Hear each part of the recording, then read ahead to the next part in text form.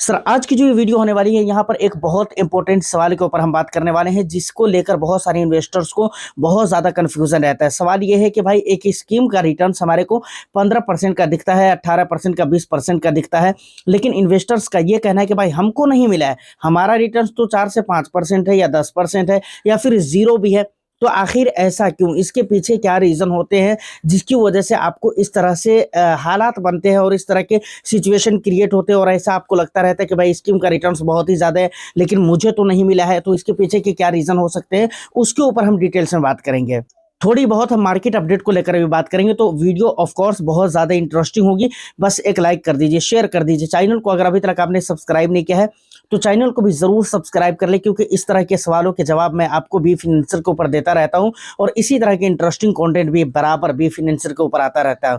देखिए, सवाल बिल्कुल जायज़ है अपनी तरह, और इस तरह का सवाल ऐसा नहीं है कि ये पहली बार पूछा गया है, इससे पहले भी कई मरतबा पूछा जा चुका है और मुझे लगता है कि 2-4 महीना पहले भी मैं इसका जवाब दे चुका हूँ। लेकिन ठीक है, एक मरतबा सवाल आ गया तो फिर से मैं आपको बता देता हूँ कि आखिर ऐसा क्यों होता है कि स्कीम का रिटर्न्स आपको लगता है कि भाई 15% का है, 20% का है, 18% का है, लेकिन आपका रिटर्न्स 4 से 5% का है या 10% का है या 0% का भी हो सकता है। ऐसा भी सवाल है कि भाई 0% का रिटर्न्स है जबकि फंड का रिटर्न्स। तो देखिए, यहाँ पर सबसे बड़ी चीज़ क्या है ना सर, कि जहाँ पर आपको ये जो लगता है कि फंड का रिटर्न्स 15% है, वहाँ पर टाइम ड्यूरेशन भी आपको पता चल रहा होगा। वहां पर आपको ये दिखलाया जा रहा होगा कि फंड का 5 साल का सीएजीआर 15% है या 7 साल का 15% है या 10 साल का 15% है। टाइम ड्यूरेशन भी दिखलाया जा रहा है। तो इसका यह मतलब होता है कि भाई जिन्होंने पिछले 5 साल पहले निवेश किया है और उनका जो भी इन्वेस्टमेंट है उस पे उनको 15% का रिटर्न्स मिला है। समझ रहे हैं? इसी तरीके से अगर 7 साल का रिटर्न्स आपको 18% का दिखला रहा है तो इसका ये सीधा मतलब हो जाता है कि भाई 7 साल पहले जिन्होंने निवेश किया और वो बने रहे हैं तो उनके इन्वेस्टमेंट पे उनको 18% का रिटर्न्स मिल गया। इसी तरीके से 20% को आप कैलकुलेट कर सकते हैं कि भाई 10 साल का अगर आपको रिटर्न्स दिखला रहा है या 9 साल का रिटर्न्स दिखला रहा है कि 20% दिया है, तो भाई वो उसका सीएजीआर दिखला रहा है। ठीक है ना, कि भाई वो 10 साल पहले निवेश किया और वो बने रहे तो उनको उनके इन्वेस्टमेंट पे 20% का रिटर्न्स मिल गया, लेकिन उन्होंने बीच में एसआईपी बंद कर दी या फिर अगर लमसम किया फिर निकाल लिया, फिर उन्होंने डाला फिर निकाल दिया, इस तरह करा तो फिर वो कैलकुलेट नहीं होंगे। समझ रहे हैं ना? सीएजीआर का क्या मतलब होता है? सीएजीआर का ये मतलब होता है कि किसी साल फंड अच्छा भी परफॉर्म करेगा, मतलब मार्केट किसी साल अच्छा भी परफॉर्म करेगा तो फंड परफॉर्म करेगा, क्योंकि मार्केट जैसा रहेगा उसके अकॉर्डिंग तो चलेगा ही ना स्कीम का रिटर्न्स और परफॉर्म। तो सीएजीआर का ये मतलब होता है कि किसी साल मार्केट ने बहुत अच्छा परफॉर्म किया, किसी साल बहुत अच्छा रिटर्न्स बना कर दिया, बहुत हाई लेवल के रिटर्न्स बना कर दिए, और कुछ सालों में अच्छा रिटर्न्स नहीं भी बना है।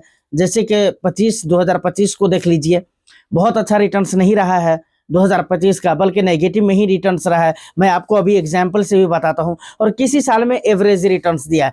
उन सारे रिटर्न्स को बराबर बराबर हर साल पे जो डिवाइड करके एक एवरेज निकाला जाता है, उसी का नाम आप क्या कह सकते हैं? सीएजीआर। उसी को क्या कहा जाता है? सीएजीआर कहा जाता है। ठीक है, तो मतलब ये है कि जहां पर आपको 15% का रिटर्न्स दिखता है वहां पर टाइम ड्यूरेशन भी देखिए कि जिन लोगों ने उन फंड के साथ उतने दिनों तक बंद कर रहा है उनका रिटर्न्स उतना बन गया। मानकर चलिए 15% का रिटर्न्स अगर आपको दिखला रहा है पिछले 5 सालों में, ठीक है, और आज आपने निवेश किया है या 1 साल पहले निवेश किया है और आपको अगर ऐसा लग रहा है कि भाई मुझे नहीं मिला, मुझे भी मिलना चाहिए था, तो भाई कहना मैं ये चाहूंगा कि भाई आपको कैसे मिलेगा? आपने 6 महीने, 8 महीने, 10 महीने या साल भर पहले निवेश किया है, जबकि साल भर से तो मार्केट नेगेटिव ही जा रहा है, तो आपको कैसे रिटर्न्स मिलेगा? नहीं मिलेगा। So I would like to tell you कि टाइम इज वेरी इंपॉर्टेंट, बहुत इंपॉर्टेंट है। टाइम का देना ये बहुत ज्यादा इंपॉर्टेंट है। जैसे एग्जांपल के लिए एक फंड मैं आपके सामने रखता हूँ, Nippon India small cap fund, जो कि स्मॉल कैप कैटेगरी में और बहुत ही पुराना ट्रैक रिकॉर्ड इस फंड का आपको देखने को मिल जाता है। परफॉर्म भी बहुत अच्छा देखने को मिलता है।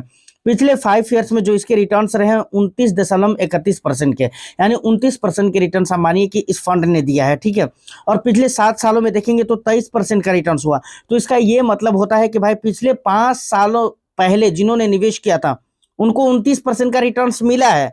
जो रिटर्न्स फंड दिखला रहा है सीएजीआर के तौर पे वो उनको मिला है। और पिछले 7 सालों में 23% का रिटर्न्स दिखला रहा है, 23.75। 23.75% का रिटर्न्स, यानी लगभग 23.5% से लगभग नहीं बल्कि कंप्लीटली पौने 24% का रिटर्न्स जो दिखला रहा है, तो वो उनको मिला है, समझ रहे हैं, जिन्होंने 7 साल पहले निवेश किया। इसी तरीके से 10 साल का अगर आप CAGR देखोगे इस फंड का, तो 20% का दिखला रहा है। तो यकीनन पिछले 10 साल पहले जिन्होंने निवेश किया था और रेगुलर कंसिस्टेंसी के साथ वो बने रहे, तो उनको ये रिटर्न्स मिला है, नो डाउट। लेकिन अगर आप आज निवेश किए और आपको लग रहा है कि मुझे भी मिलना चाहिए, 6 महीना 8 महीना पहले, साल भर पहले अगर आपने निवेश किया, इवन आपके इन्वेस्टमेंट के साल 1 ईयर हो भी चुके हैं, फिर भी आपको नेगेटिव में रिटर्न शो हो रहा होगा। क्यों? क्योंकि यहाँ पर आपको मैं बताऊं कि ये फंड 4.6% माइनस में पिछले 1 ईयर में। क्या मैं कहना चाह रहा हूं कि पिछले 1 ईयर में अगर आपने निवेश किया है 6 महीने पहले, 8 महीने पहले हो सकता है, या 10 महीने पहले भी हो सकता है, तो वहां पर आपको रिटर्न्स भी नहीं मिल रहा होगा, वहां पर नेगेटिव ही शो हो रहे होंगे।